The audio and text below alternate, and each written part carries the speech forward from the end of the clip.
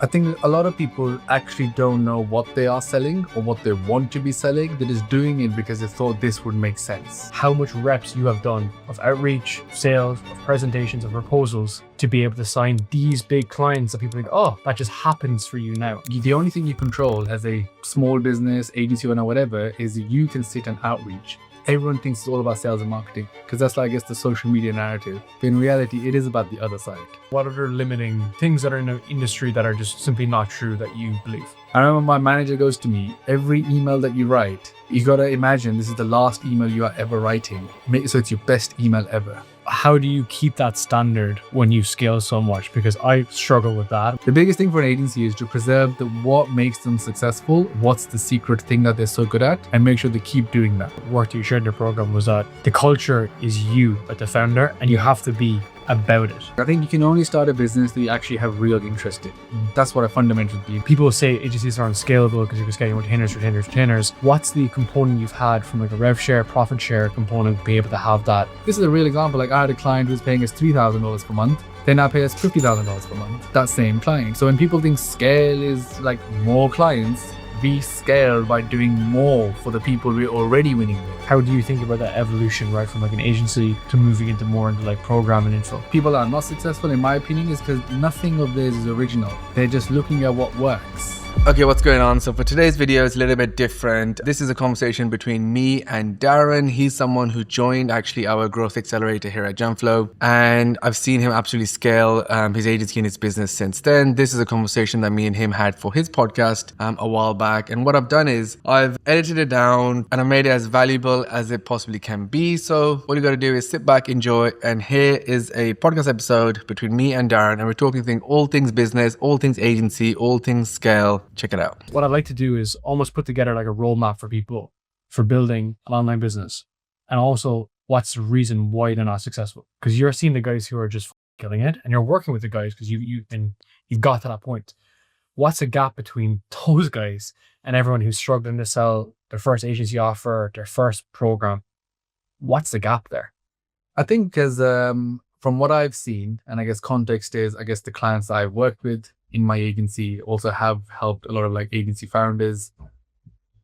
I think a lot of people actually don't know what they are selling or what they want to be selling. They're just doing it because they thought this would make sense. That's the biggest thing I have found. And I guess to explain that, for example, someone's like, AI automations is massive now, so I'm going to like package that into an offer and I'm going to sell it. Or, you know, drop shipping looks amazing, or now I guess the Gemflow model in the market is called growth operating. You know, growth operating is a new buzzword. I'm going to create that as a info product and I'm going to sell it. So people are like looking for the right business opportunity. The clear distinction between people is who like actually like basically had a skill / interest and they did the thing based on that, versus based on the popular business model, the popular business, the popular offer, the popular this. That's why you see all the guys with 45 leads in 60 days or your money back. Is because everybody read Hamosi's book and everyone's copying the exact same thing because, oh, that's the way to do it. So, I'm happy because I found the secret. Now I just need to apply it. And everyone's headline says the same. And all of those guys are not going to succeed because you don't know that, basically. And then so everything about people that are not successful, in my opinion, is because nothing of theirs is original.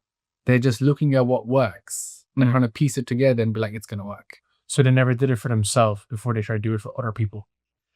Yes, but I think even if you want to do it for other people, right? Like I set up an agency to do things for other people, but the things I was saying I could do for other people, I actually had the ability to do so. Because you still don't have to be able to, like, you know, the best boxing coach doesn't have to be a world champion, but he knows enough about it that I can teach somebody else. And I think it's almost like that. But I think going back to the biggest difference is that people are selling something or want to get into a business or something they just don't have the underlying skills for, I guess is the point. Because if you want to launch like I was saying, a growth operating agency, which is quite hard, because what that basically means is, for anyone listening, is that what I do basically at Gemflow. So it's like you're going to go to someone with an audience, so you're going to say to them, I'll do the back end for you. You be the front end. And that's now becoming very popular. So I thought I'll pick an example. But in that, you have to have all those skills now. That means that you need to be able to build landing pages, run ads, do this, do that, do this. So it's actually very hard for a beginner because now you're saying you need like 10 skills. But even if you focus on just one of those, so people don't have the skill, but they want to jump in it because they think this is a profitable niche or a good business model, the best business model. And that's the difference, I guess, too. The reality is there's like 10 different components in there. And if you focus on one component as it is, one, it's incredibly difficult the deeper you go into it. And two, that can make as profitable as you want it to be. And one of the things that I've really become aware of, like working with you on this over the past like year, was how difficult it is and also how much reps you need to do. Like that was a glaringly obvious thing from your program, was the fact that how much reps you have done of outreach, sales, of presentations, of proposals to be able to sign these big clients that people think, oh, that just happens for you now. 100%. And you've explained that really, really well. So I'd like you kind of walk through that kind of mentality, because people don't realize like how much reps is actually You know, I actually don't like that saying about reps, because it almost seems like, oh, I just got to do the same thing lots of times. It's like, no, you have to like work at doing that thing, but actually be looking to improve whilst doing it, which means you have to very like strategic, analytical way of doing something. So the bad thing of reps is someone sending like the same like cold DM, and they say if I send it like 1,000 times, you know, then obviously it will eventually start to work. So as long as I keep waking up and sending my cold outreach campaign, so as I keep pulling more leads from Apollo and I'm doing this, I'm doing that, and sending, it's just gonna work. So it's almost like, no, because if you're not, I did this, why didn't it work? Okay, I have a new hypothesis. I will try this. Okay, is this gonna work? This didn't work either. Let me have another hypothesis. You're actually continuously hypothesizing, like, why is it? And then it will work. And yes, that takes a lot of, I guess, courage to do that, because, you know, you are continuously not winning and trying. And you are right. Today, people are like, I'm going to do something. Is it going to work? It didn't work. Okay, that means this whole thing doesn't work. And then you're looking for something new or different or new strategy. So I had someone email me, he's like, I watched a YouTube video. He's like, I'm starting to get clients, whatever. I want to, and I was like, why? What do you do? What's the struggle? And he came back to me, he goes, I want to get inbound leads. And it's not happening for me. I'm making like 3 videos a week, whatever. And I was like, I just went back to him saying, why inbound leads? Like, the only thing you control as a small business, agency, or whatever, is you can sit and outreach. And you know that from my thing that I call hot outreach, is like, if you just spend so much time working on the quality of your outreach yourself, you control the destiny of your growth. But him, he's like, I have chosen inbound, and like, I want leads from my content because that's what I want. And I went back to him saying, it's not how business works. It's ego. Yeah. But that's to go to your point of like the difference between success, failure, whatever, is just like, because people want it to be the way they want it to be. I went back to him and saying, it's like saying, I want to lose weight, but I still want to eat ice cream 3 times a week. It's just not going to happen. So like, you're not going to grow your business if you only want this way of getting leads. And I don't know why people think like that, because you should want to do the best thing that's in your power to grow. But you've almost mastered the unsexy element of the business. And that's why I love like the raw like attitude you have towards it.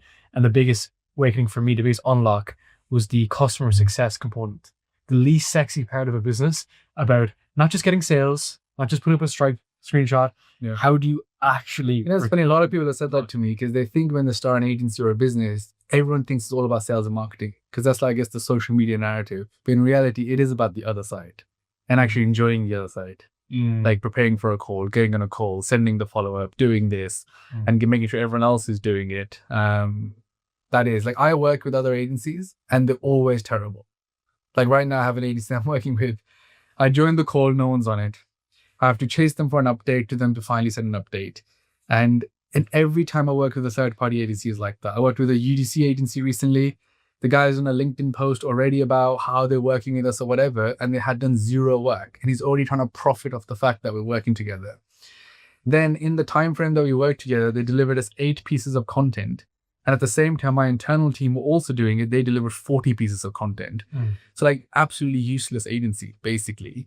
And that's where it's riddled with today, because everybody's so focused on sales and marketing and positioning and getting another client, get to 10K a month, 50K a month, that the other side almost is the lost thing. And that is the showing up each week to a call, sending weekly updates. You know, some of the cadence that I believe in is like each week you are sending, this is my plan this week, this is what happened this week, here's a deck that showed you what happened. And that way of working, it really is very unique. And you're right. I guess I've never thought about it as in like, the thing with me is I don't think something is a choice. It's like, that's the thing needed for success. It just has to happen. Start a bit more, because that's super interesting, because the way it's explained to me was you always have to manage the back door. Always to manage the back door, because if you're losing, if you've 10 clients and you're losing 2 clients a month, 20% churn, you're out of business in 7 months.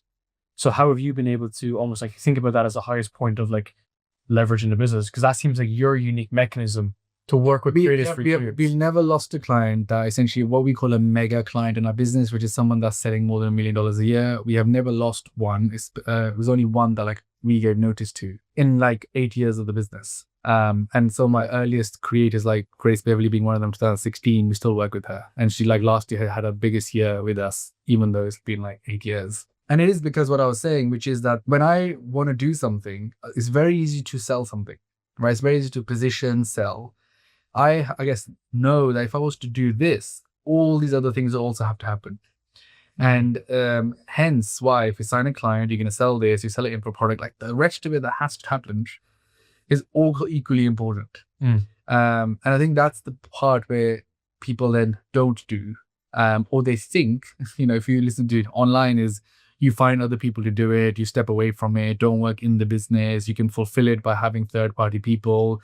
So every single thing about actual fulfillment of work and quality of service is a thing that everyone tells you that you don't need to do or you shouldn't care about enough. It's all about the front end.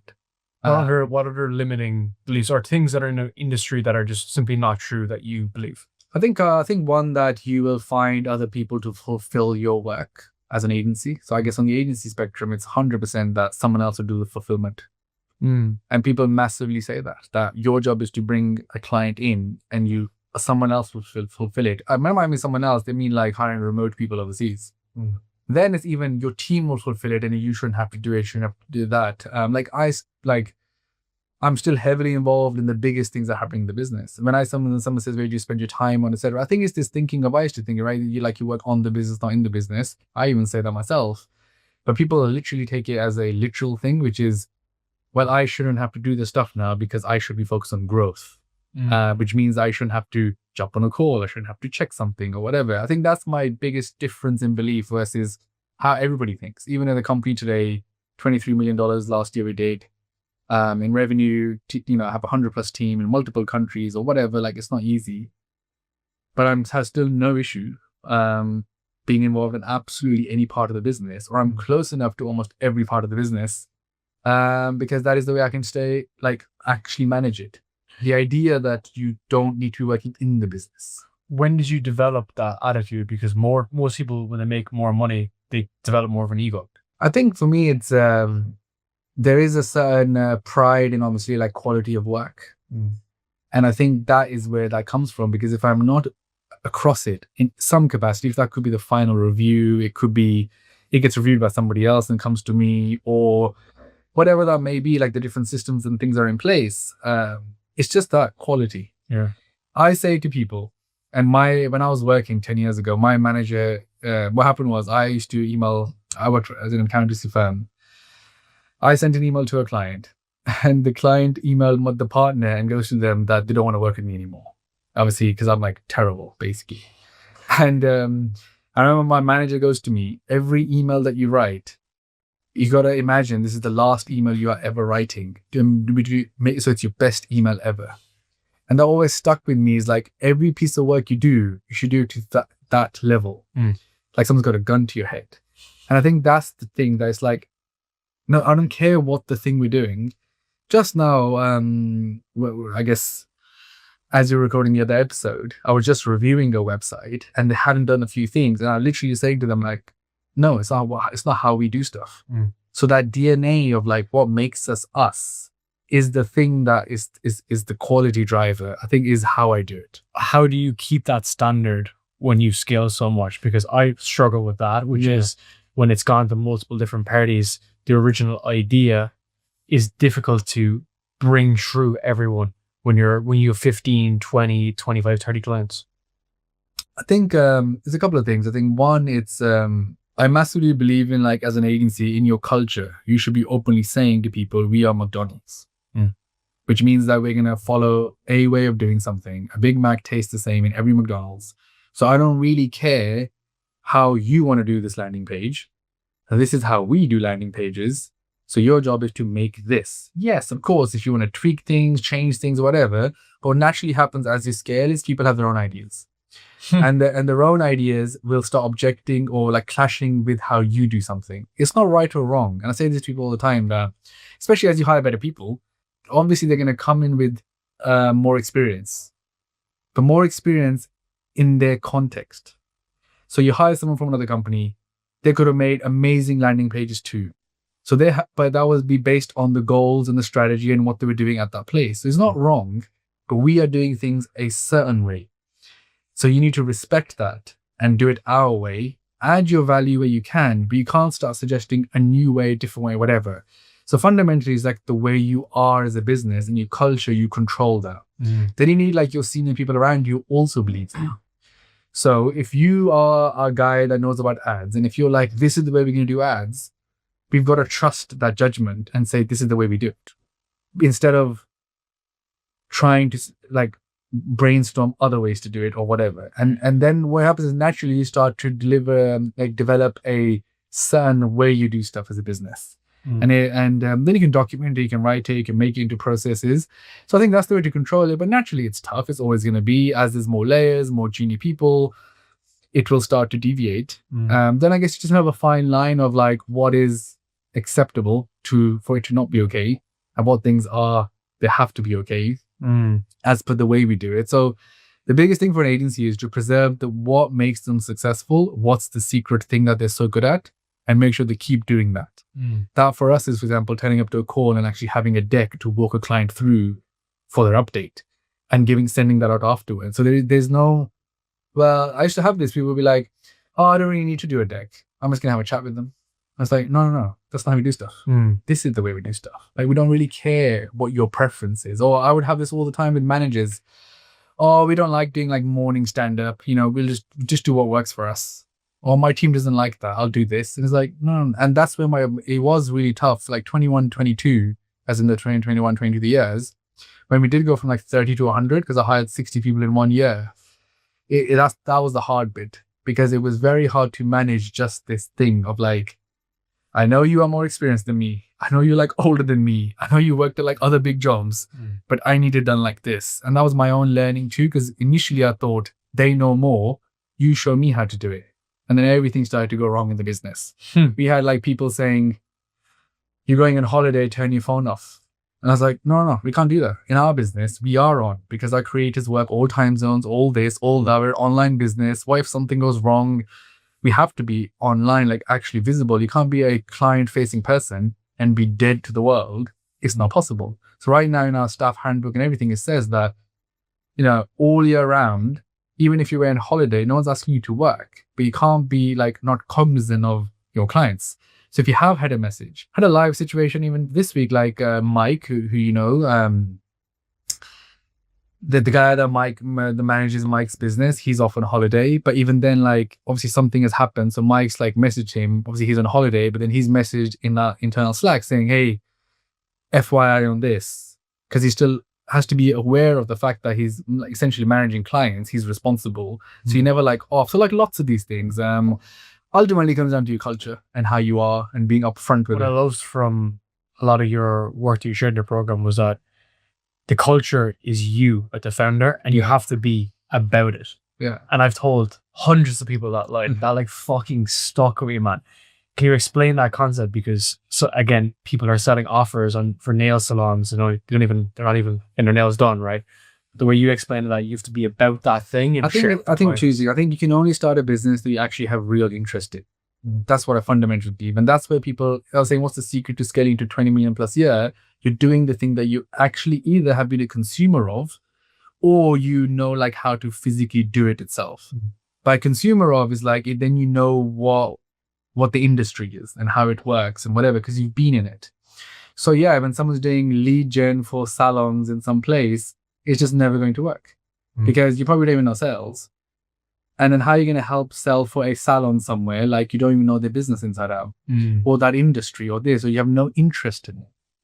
The easiest way to sell something is if you have interest in that thing, you have a lot of common knowledge that you've gathered in your own personal time by watching stuff, whatever. Subtleties. Yeah. Small subtleties. I've said, sharing the podcast or the blog or the LinkedIn post that relates to that product or service, which gives you a unique advantage in there. But when you said about DNA, like my personal DNA on the second side, so that's like, your business, as in the thing you should be doing in the first place, you should have a massive natural interest and skill in. Then as you are as a person, 100%, you can only build a business based around how you are. And you are like, how I done that is, I remember in the early days when, so 2018 to 19, we scaled the business 3 times and I did some massive stuff. Like I signed Anthony Joshua, which at the time was crazy to like sign him as a client and do all his stuff. And lots of other amazing things. I went to the US, grew the business there. We launched the Toner Sculpt app for Chrissy Keller, which did like the biggest revenue on the App Store outside of the games category at that time. Like massive things in 2019. But how did I do that from a culture and do it? Because I was there. Mm-hmm. What I mean by that is my team was shocked. There was like, you like are sitting with us to do the work. I'm like, yeah, of course. Or like, you're still here and it's like 12. I'm not telling them, guys, make sure you do it. I'm going home. I would sit with them every single day doing it. So it does come from that. And then everybody knows that. Like in the company, everybody knows that. Also, everybody knows if there's a live problem going on, I'm going to go like straight into it. And the team know that as well today. So A, they know that I'm about it. B is like, that's the expectation because I care that much about it, then everyone cares that much about it. And where I've seen companies that are like struggle or whatever, it's because the CEO is just so far away from like the realness of the job of the business that they just don't know. And the people don't respect 100%. How have you scaled an agency in terms of, people say agencies aren't scalable because you're just getting retainers. What's the component you've had from like a rev share, profit share component to be able to have that asymmetrical return? I think when people say that is because I always think of it like this, right? The client that you're pitching, they have a funnel, right? Because every person is trying to just win customers or clients. Let's say your clients are always trying to win customers or clients, right? And today you may come in and say, I'll run your ads, which means you're doing one thing for them, which is their top of the funnel. You're going to get more customers into the top of their funnel, potentially. For me, it all unlocked when I was like, but I could do other things for that same client. So scale is stuck and retainer because everyone's like, I'm going to get 100 clients that I'm going to sell my ad service to. This is not scalable. So for me, it's flipped when I was like, but I have the ability to do more.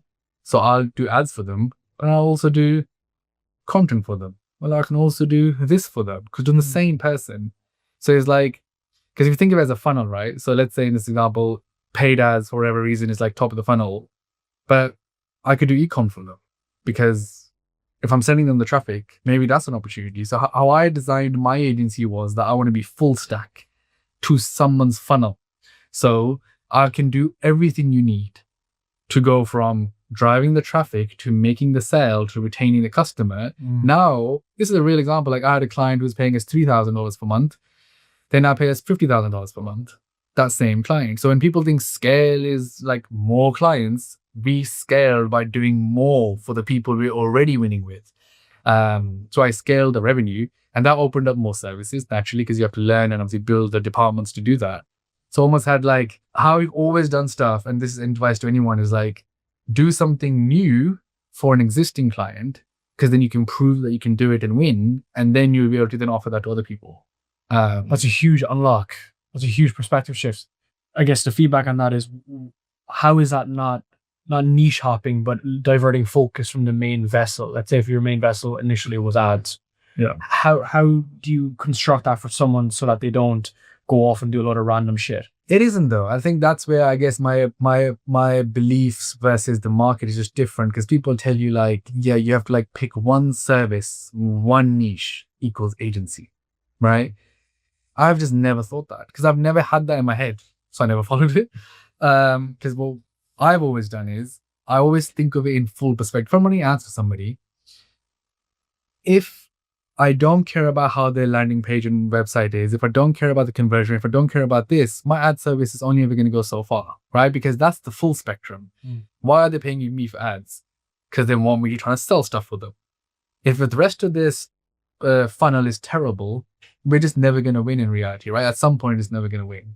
So I've always thought that's why I think it's related. I don't see it as I'm only doing this part, but I'm just doing this part of the whole part, and I understand the whole part. So why can't I not do the other things in the same part? Is how I thought about it. So for me, a niche is more like industry. I would say niche is like D2C brands. Niche is like podcast. Niche isn't paid ads. That's just my opinion. That's a vehicle. Yeah, it's like you're fixing one part of the funnel for that in that industry. So for podcasts today, you could do, everything. We do email as well. That's what I'm suggesting. Like we do email, we do brand, we do LinkedIn copy, we do IG, TikTok. It's the same thing then, right? So like podcast is the industry, and you should be able to, as an agency, provide services to an industry is how I would say it. So I provide almost every service you can imagine to creators. How do you do that from a revenue perspective? Is it on a profit share, rev share? Because to give you that huge upside, because you're bringing 100 employees to this party, right? Yeah, I guess obviously naturally you evolve in a business model. I think that's another thing in agencies. People are very stuck on like having like this offer. For me, I've always talked about the idea of like it's a custom offer. And what I mean by that is based on the scenario, trying to think of the best deal. I'm like a deal maker. More than like I have an offer and this is it, and I'm going to try to squeeze you into like package 1, 2, or 3. It's like, what's the best deal here on the scenario? And it's always things like that. Live situation. Friday, I have a call with Stephen Bartlett's team. We've had many calls and lots of stuff, and it's never kind of worked. They're back again now, and I need to figure out what is the deal I'm offering. They've got their FD, his co-founder, everyone on the call. Big call. You need to think about it yet tonight. Like, what's the deal? What's the deal I want to offer them that makes this good? Because if I walk in there and say, guys, it's $4K a month, or we can take 20% of your thing, it'll just seem like it's like a thing that this is our package. I need you to make it seem like it's a deal that we're orchestrating based on what they truly want. And what that does mean is that it'll be a bunch of stuff in reality at my scale. But to come back the step is ultimately, you'll start off charging fees for sure as retainers, but wherever you can, you should try to do an upside deals. Even if you can't give me a percentage of your business, you can always give me a percentage of the upside. Expand. So I run like a massive online presence, like funnels and ads. When we took them on, they were doing like 100K a month. I was like, well, here's all your problems. I know that because of my experience and the skills that I have and my team has. So I knew like if I implement our things on your stuff, I think you'll be able to get to this level, i.e. 300K a month. So that difference of 200K, the growth that you will get, I want a percentage of that. Of the 200 or 100? Yeah. So each month, we check the revenue. 100K is yours. I don't want it. Anything above 100K, give me 20%. So it's pure upside for them. If it's less than 100K, we will get paid nothing. Obviously, you have to have a certain level of skill and ability to be able to do that. But I guess that's what it takes to get to the 20 million plus a year. You start doing deals which are so performance based, but you have all the reason to do that because you have the skill. And I think that's been a big evolution for us on the agency side, is that it's not about signing more clients, it's signing better clients with a higher upside, because we almost have a rev share, not on all of them, but let's say 60% right now. Learn a lesson from you. Where is the next component of that? So if you're adding in, let's say like your own programs or programs around there, like how do you think about that evolution, right? From like an agency to moving into more into like program and info? I think for us, because we're a bit larger now, but I think anyone that's, like $1 million or a few million a year, there's massive opportunity today because you can't service everybody under the agency model. I think the best model today would be have a very lean agency with really good clients that you have skin in the game and the percentage, and you're actually going to work with them to grow them and make them successful, and you're getting a percentage. Is a win-win. So imagine today, you had 10 podcasts that you are personally working with. You're going to show up to every single one of those calls, and you're actually going to grow them. And they're going to give you a percentage for doing so. That should be the agency. And then the long tail of your industry, i.e. all the small podcasts or all the guys that want to start a podcast, is where info comes in and we can sell it to them that you do it for yourself. I think that's like the best business model in today's world, because it is very hard to get 50 clients and keep them all happy because they're all at different stages in their journey and whatever. Operations is very hard to manage. So if I was starting again, that's what I would do. I would lean agency, work with really good clients that have the right, ambition and all that stuff. So they're in it for the right reasons. So you can actually work hard on them. You'll actually personally check each thing and drive them forwards. And the other side, the info space, I guess in the agency would be that you take everything you know, package it into a product that gives someone like the thing so they can do it themselves. And then you sit and watch them in case they ever get big enough. Then you're like, hey, I'll work with you. How did you build that ascension model? Someone buys your information and gets success. It's always just going to be an organic, natural thing. Like, I don't think you need to have the back end offer and whatever. That's not what I'm saying. That's that's still you just upselling them a bigger, better course, a mastermind, whatever. That's still different to, I guess, how I see it. Mine is like, you sell the information. If the information is good enough, when you actually want another client, one of them may just be one of these people. But, if you want to sell them more higher ticket products, that's still you just selling them more information packaged differently. So as in like the two businesses, right? That's still you profiting more in the info space. The agency space with that you're doing it for someone like properly. I had to debate with someone else the difference between an info business and like a digital product business, because I think it's digital products. Info to me is when someone's selling information on how to make money, or they're teaching you a business model or whatever. Digital product essentially could be anything digital that's a product that's sold, even like a fitness program. So I always think of it as a digital product. That's why I don't really care about the info product market lingo, done for you, done with you, done on top of you, like all the acronyms and all that stuff. It's like, and then people's sales page would be like DWY in 70 days or money back, or this. Like, they even talk like that because they're only trying to sell to each other. And it's this like little world that they are going around. It's an MLM. One really big one. And that's so I think for me, it's digital products is the game that I am in. And I call that the digital product ecosystem. And all that means is, imagine you had a triangle. At the lowest end, you have like free information. Then you'll have slightly better information on top, which could be behind a paywall, right? That could be like, if it's a fitness creator, you have free content on social media, you have a subscription app where you sell workout programs, then you can have a cohort-based coaching offer where you're bringing 10 people in and working closely with them. Then you can have a one-to-one offer, and then there could be maybe an in-person 2-day, Maldives, whatever event.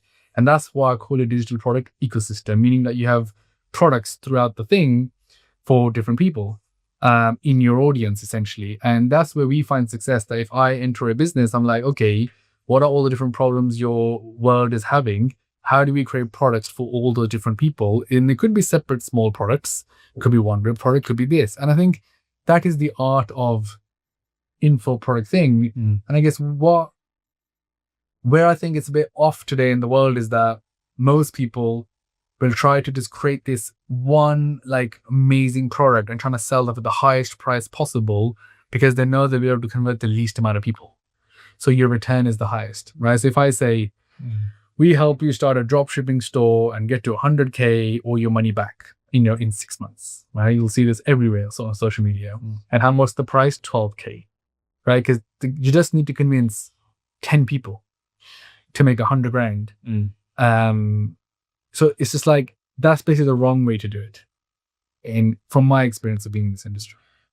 Before we finish up, how are you creating that digital suite of products in your ecosystem going forward?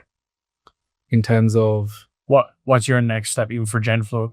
Are you going to start creating that suite end to end for people to even get early access to you guys, to start having like just an info product initially, or just a digital product initially? Yeah, I guess look, the truth is, today at my agency GenFlow, we only like sign clients and work with them. We either work with sign brands or we sign creators and work with them, and we don't actually monetize our like long tail of people coming in. Yeah. It is something that I'm working on, which is we need to package up what we know and start selling it to the world. So that is something that I'm working on right now as a whole. But yeah, the core focus for us is, though, I guess, in my business, what changed is that we're now investing in our biggest opportunities like this, that we're owners in, and trying to scale that. So I guess at the moment in my agency, that's our big focus. Second focus would be then, okay, how do we monetize what we know? It's a bigger upside. Yeah, for sure. right? Whether the other one is just to help people, like genuinely help people because you have it systematized, but that's solving like a different problem. Yeah. But your actual revenue opportunity is scaling the shit out of this. Yeah, it's fun working on big projects with big people. So I just can't help myself. Like that's naturally going to be the focus. Obviously, selling to like the rest of the world would be easy. So yeah, want to do it for sure. But yeah, it's more like like you said, helping people versus trying to make it into a big profit center of the business. Well, that's where your content's for. Yeah, exactly. Thank you, man. No worries. Always Appreciate it, dude.